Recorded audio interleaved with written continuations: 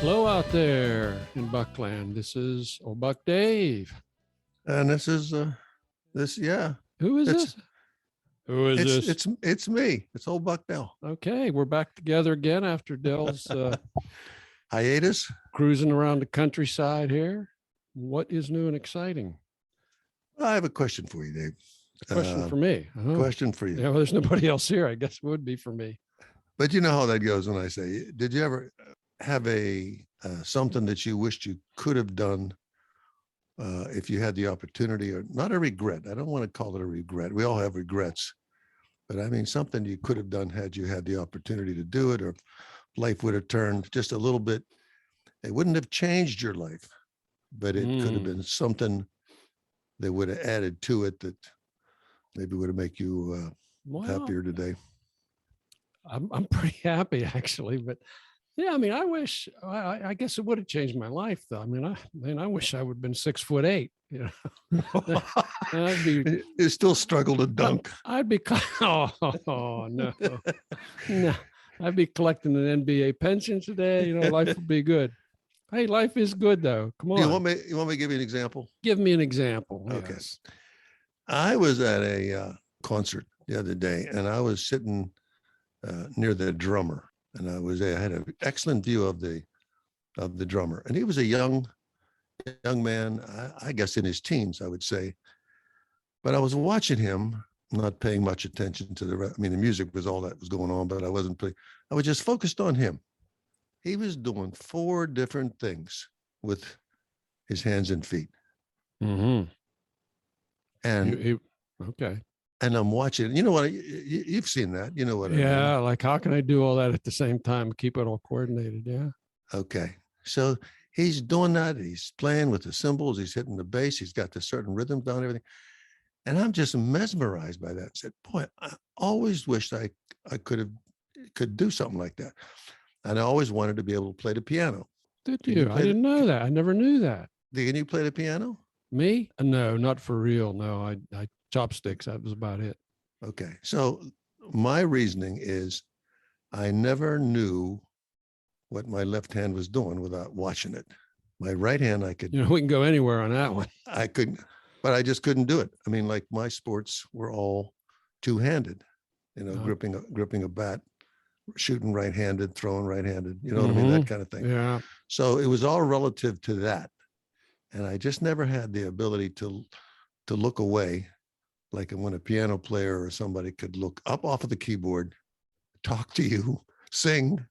Oh, and play both of those. Yeah. You know, have things going both directions. And they make it look so easy.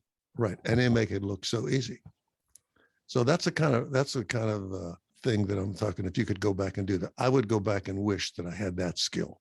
It might not have changed anything else in my life, but if I'd have had that skill, I probably could have played the piano. I might even been a drummer. Who knows? I don't know. But Drummer Dell. Yeah. You could have been retired with the AC/DC guy down there across the bay, right? No, but listen, I did play the trumpet. And the trumpet is a one-handed instrument. You did play the trumpet.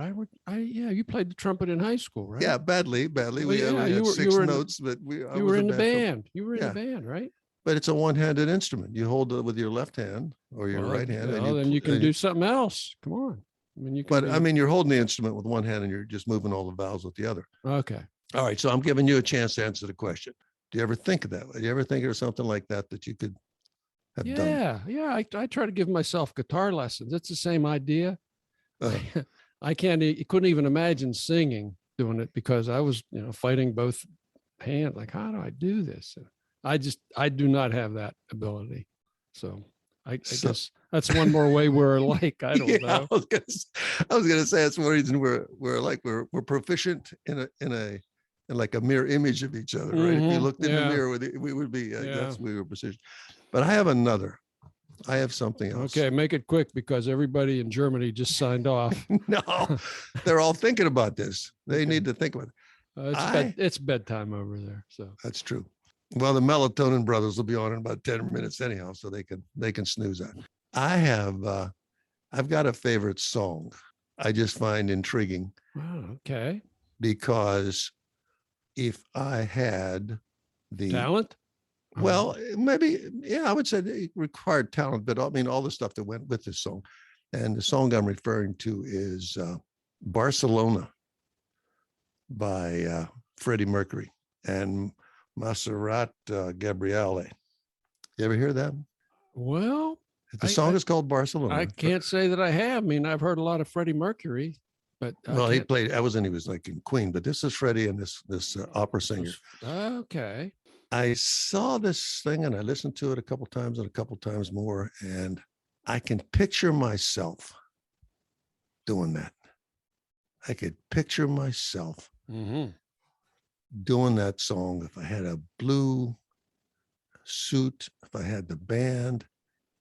My eyes are rolling back in my head. I'm really fantasizing now. The drugs are kicking in. Okay. I'm telling you what's the truth. I said, I could do that. I mean, wouldn't that have been something to be able to do that song? You know, of course I'd have to have the talent and all the stuff that went with it.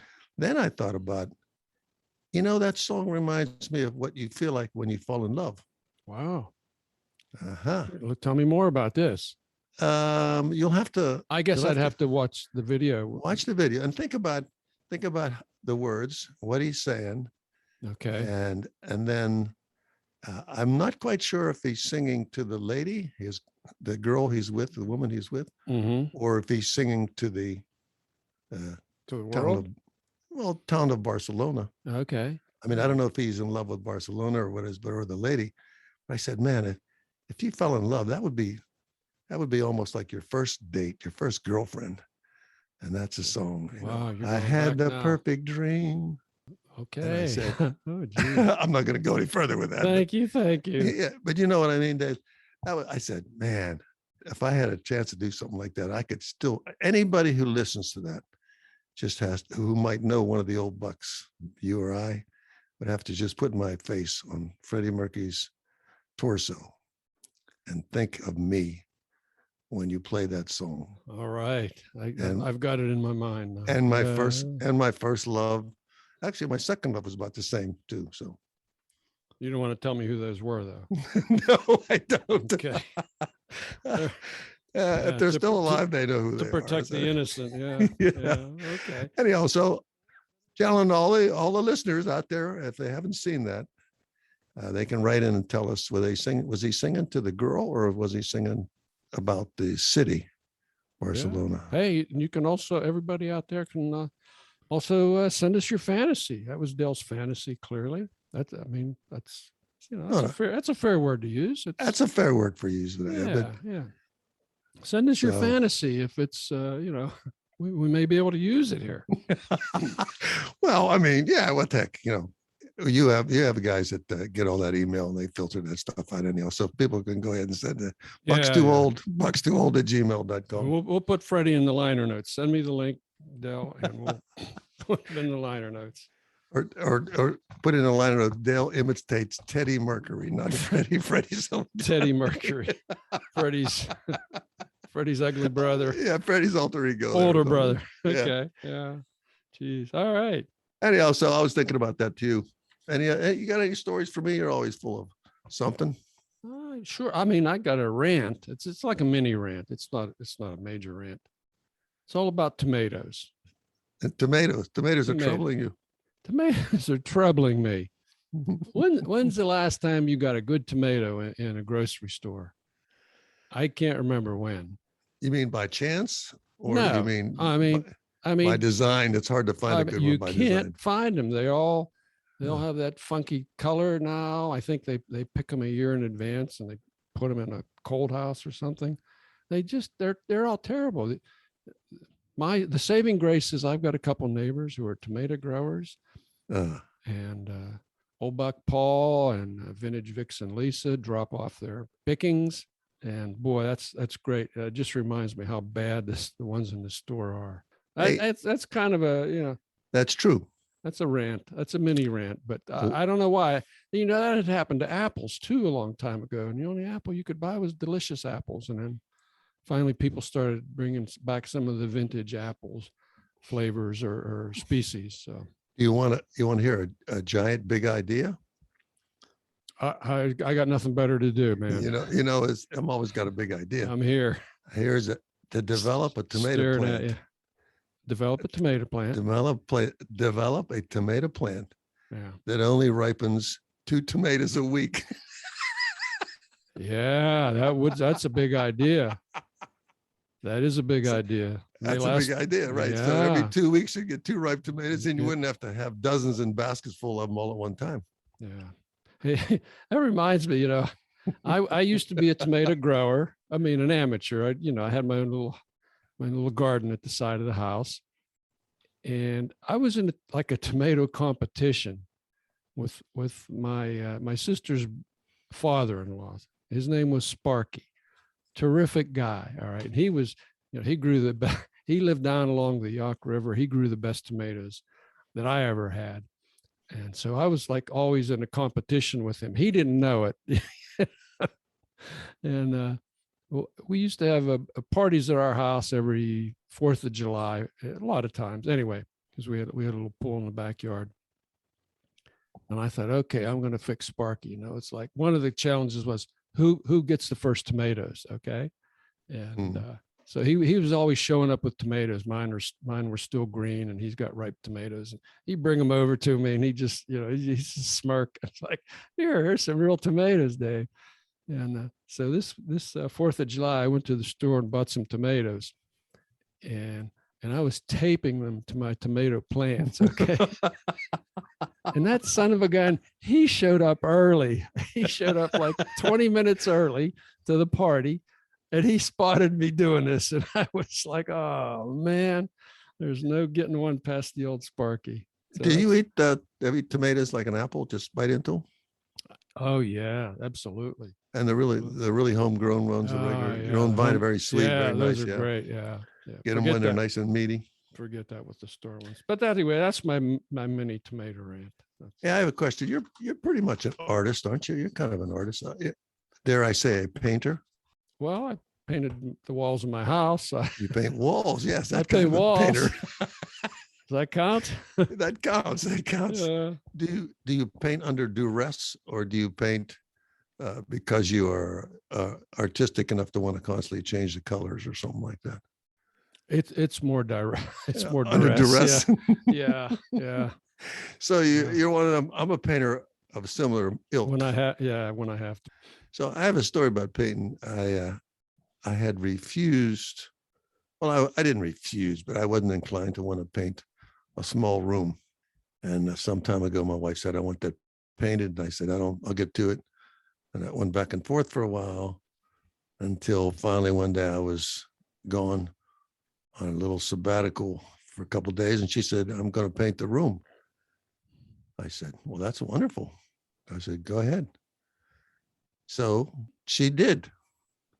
Nice. Nice. And when I came back, I looked at the room and I said, you certainly painted it. And what she did was she painted everywhere she could put a roller. Mm-hmm. Didn't remove the clock. Didn't take down any paintings. She left some for you. Right? She painted everything. So I'm I'm committed now, right? There's no way I could stand that. So I always figured she was smarter than you. Right. So she painted it. She didn't move anything. She just painted around whatever the roller would fit. That's what she painted. So I said, all right. So I had to paint that. I tried ignoring it for a couple of days, but I just couldn't stand it. So I finally, took everything apart and painted it neatly and trimmed it out. So we got that. So that was a while ago.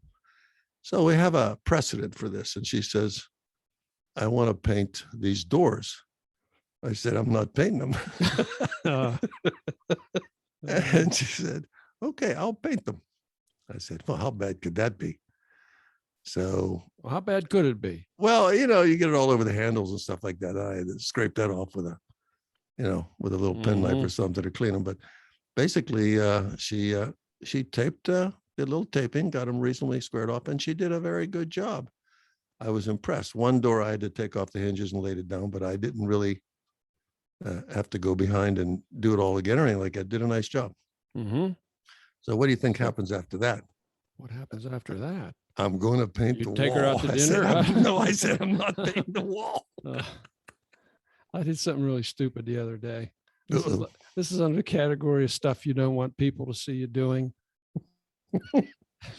Remember, I mentioned a couple episodes ago, vintage vixen Donna mistakenly picking up her carafe of wine next to her glass and taking a swig out of the carafe, looking around like, "Oh yeah, I saw you, Donna." Anyway, so we were going to a store the other day. So I'm the gentleman that I always am. I pull open the door for my wife to go in, but she doesn't go in. She walks past me. She walks past the door, and then she makes a right turn. And it turns out the store has one of these big open fronts, like one of these open garage door kind of things. Uh-huh. And she walks right in, of course. And I'm feeling like an idiot, like, okay, that's open. And to make it worse, you missed the 12 by 16 hole in the wall. Yeah, exactly. And the owner of the store, he's like 5 feet away. And he says, you can do it the hard way or the easy way. You did it the hard way. Oh, man. I did something equally brazen the other day, or foolish, I suppose. I went to my dermatologist. I go to the dermatologist frequently because you're I'm old. basically falling apart. You got to keep burning stuff off. So I walked in, and if I recognize anybody I don't know there, there's a couple people that have been there for some time. When I first went there many years ago, this woman said to me, "What's your name?" And I said, "Bond, James Bond." Of course, we became good friends after that, because now she looks at me when she asks me, she knows who I am. Okay. But then went over and I asked the new girl there, I said, "Can I borrow your nitrogen can?" I said, "I can do a lot of the work that I can see." I said, can I borrow it? She says, "I'm sorry, sir, but this is not a DIY office." It's not and I said, yourself. "I have to make an appointment with the doctor." And I said, "Okay, let's go ahead." I said, "I'm hard to do this stuff in the back. The mirror, doing it with a mirror is always difficult. You can see the damage, potential there. But try that when you go to your dermatologist office. Maybe they'll let you have the can. Save yourself $125. Save myself the trip and geez. I got another question for you, my bro. Did you finish your book on math? Y = MC squared. Yeah. I did finish it. Yeah. It was a good book. I'll probably have to read it 6 more times to understand it, but I am not going to do a book review on it if that's where you're going on this. You don't have to, but it's a very select audience for that book. I would like to do remember my book about it was called The Connoisseur? Yes. And I'm only mentioning it because there was an article in last Sunday's paper that had to do with collecting. And it's about a guy who starts collecting pre-Columbian artifacts, and how he convinces himself that he has to have them, and how they can say, "Look, these two are identical, but this one's a fake and this one's real." And you can tell the difference. And this one has cost $30 and this one costs $300. So anyhow, he becomes an avid collector and starts investing all this time and money and effort into collecting things. And I said, boy, that's a pretty good description of what people do when they want to collect things.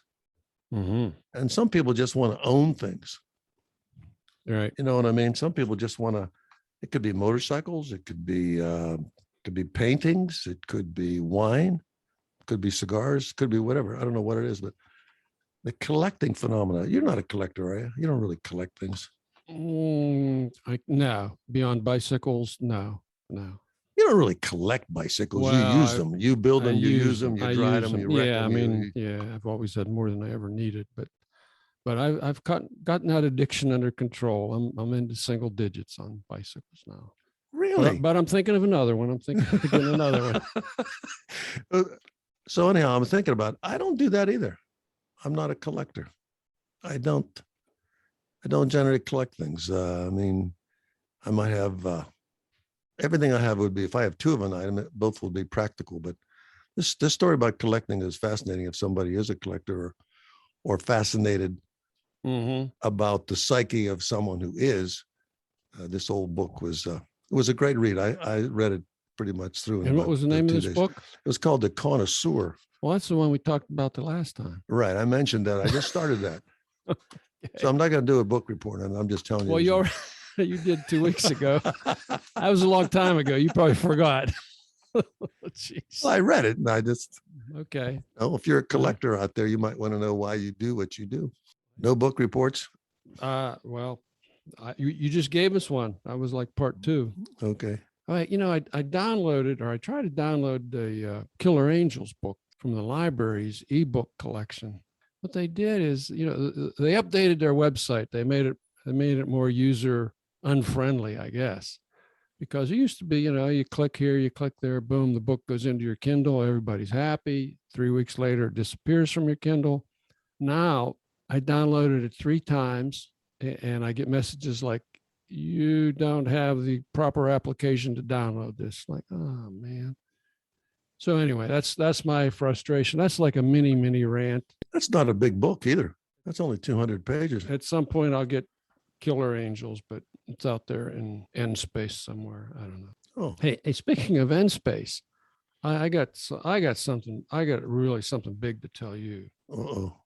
You I'm know sitting about, down. okay, the Nobel Prize, the Nobel Prizes for, in I do. You're talking to physics, Mr. Nobel who invented dynamite or something. Mr. Dynamite, right? Big Al, yeah. But there are also Ig Nobel Awards. Have you ever heard of those? Ig Nobel? Ig Nobel. This is like a pun on ignoble. Ig Okay, Nobel. These okay. are, these I are have different. never heard of that. These happen. I think it's been like, I don't know, like 30 years they've been doing this now. These are awards for basically dubious scientific research.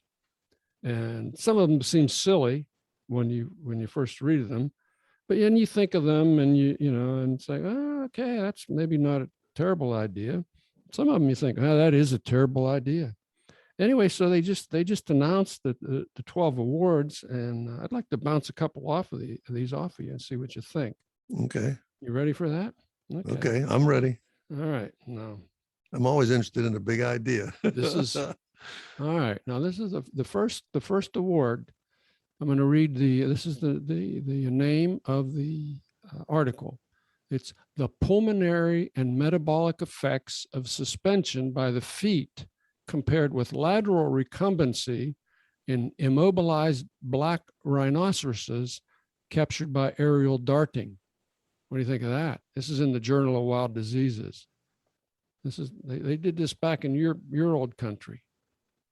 And so what's that all about, right? So no, I'm thinking that there was I'm trying to think, you have to get a rhinoceros to do this, right? Well, they got 12 rhinoceri, 12 black rhinoceroses. And they were trying to, what they were trying to do is compare them the way they put a sling under them, I guess, and carry them. Yeah. And they wanted to try carrying them by their feet instead. So they got 12 black rhinos in the test, and they darted each one twice. Carried each one laterally, and then they carried it upside down by their feet for 10 minutes by helicopter. So, and they've got pictures and it looks pretty stupid. And that was my first impression. Is like, wow. Wonder what that cost. Yeah, but but it's probably, you think about it, it's probably worthwhile actually in the end. They showed in the study that there's no difference, meaning it's okay to transport them by their feet. So, which is probably easier, safer, but it looks pretty funny when you see that guy, a big boy going upside down with a helicopter. But anyway, that was one of the awards. That's interesting. What's another one? Okay. Hey, there were 2 awards. Listen to this. There were 2 awards that went to these 2 different Japanese studies. All right. The first one, and I like to read, I dug into these and I went to the actual journals, geek that I am. I'm laughing, Dave, because I'm thinking this is what you studied. This is what you picked up. Yeah, and I wanted to borrow a can. Yeah. From the dermatologist. Uh-huh. We are from both sides of the ball field now. That's some of this stuff. Yeah, boy, oh boy. Listen to this. Physics-based modeling and data representation of pairwise interactions among pedestrians. Now Okay. you can imagine what this study did. It showed how pedestrians avoid colliding with each other. I've thought about that. You thought about apparently you and Actually, I seven thought about that Japanese once. guys. Have you never been in New York City? I have. Do you ever see that mob on the other side of the street and Yeah. realize that you were standing in one of equal size? Well, And in a minute, that light was going to change, and both of these two groups are going to smash together. well, that was their concern. Like Yeah. why don't you smash together? Okay. And listen to this. I'm quoting this. Says the model that we propose here features a Langevin dynamics with fast random velocity fluctuations that are superimposed on the slow dynamics of a hidden model variable, the intended walking path. You know what that means? That means they're watching people walk. Come on, guys. Watching people walk so they Watching don't people slam watch. into each other. Yeah. No, Interesting way to put it, but I thought not to be outdone. Here's the other Japanese study that's called mutual anticipation can contribute to self-organization in human crowds. This was a study of why pedestrians sometimes do collide with each other. Oh gosh. I'll read this is just a sentence out of the actual study. This is a quote. It says, here we show the link between individual anticipation and emergent pattern formation through our experiments of lane formation, where unidirectional lanes are spontaneously formed in bidirectional pedestrian flows. Manipulating the anticipatory abilities of some of the pedestrians by distracting them visually delayed the collective pattern formation. Now, see, there it is. It might have been lost in translation. No, but that is, I think I'm totally getting that, but I would also say they should consider why elderly people turn the corner too soon and keep hitting the corner of the wall. Yeah, I don't know. I've done that on a couple of times. Maybe they're going to study a correlation with hair color. I don't know, man. I don't know what's next. Give me one more or two. I'll probably give you two more, actually. Okay, two more. I got two more. Please spare me. Okay. Yeah.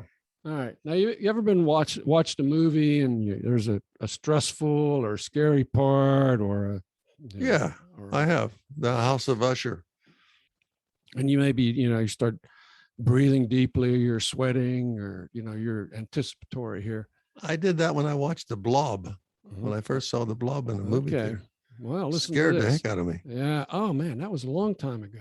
Well, listen, the name of this study is Proof of Concept Study, testing human volatile organic compounds as tools for age classification of films. I'm completely following you. This was done at the Max Planck Institute in Germany. Now, this is a highly regarded research institute worldwide. So what they did is that's the ticket. They measured breath and skin emissions versus different scenes in the movie, like danger, sex, coarse language. And they're trying to use this information that they collected off of people, after their breath and their skin, as a device to rate movies, whether this movie would be G or PG or R-rated. Do you believe that? It's pretty clever. I mean, it's pretty clever. It's oh boy, those Germans they're overthinking this one. I'm sorry. So they'd have to get a group of people and test them every time there was a movie. They did. Oh, geez. They did. And they actually showed that there was one particular compound that they could use as a correlation rather than, I don't know. It's like, come on, guys, you're overthinking this. I got a question for you. Moving right along. They definitely deserve all the words they got for that. So, okay. What's your question? I got a question. Did you ever have a stuffy nose and then you use some nasal decongestant spray to kind of open it up? I have. You have. Probably everybody has, right? Mm-hmm. Well, these are some researchers in Germany have found an alternative to that. All right. I'm interested in that. This is another bunch of these crazy Germans. All right. Listen to the title of this study. It says, can sex improve nasal function? An exploration of the link between sex and nasal function. Wonder how they tested that. Well, I'll tell you how they tested it now that you ask. They had 36 participants, 18 couples, all right. And they measured their nasal airflow before and after, at various intervals, up to 3 hours after sexual climax. Okay. Right. And they even described, what constituted sexual climax for men and women and blah, blah, blah. So this was a real study. What was the result? That's what I want to know. This thing work or not? Well, first I got to read this to you. My nose is going to be clogged a long time. Well, it says, listen, this is their background. They say, although Sigmund Freud and Wilhelm Fliess already described a physiological connection between the nose and the genital area a long time ago, and they show 3 references, this is the first exploratory study investigating sexual activity with climax and its impact on nasal breathing and patency. So here's the conclusion. Sexual intercourse with climax. And this is all right from the study. I'm not making any of this up.